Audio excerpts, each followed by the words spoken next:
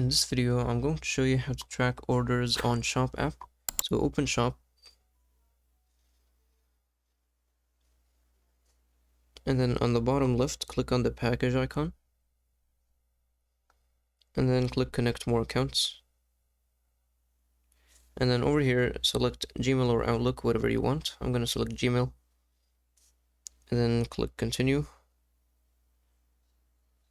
And then over here, just click Continue, and then it'll show you a list of accounts.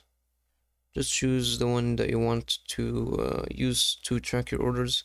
I'm going to use the same one that I'm using on Shop. And now make sure that if they want you to check some boxes, check that, and then click Continue. And that's it. So now you have an account, and you can use this account to track your orders. And yeah, they will be sent to this Gmail account that you chose. If you found this video helpful, please don't forget to like and subscribe.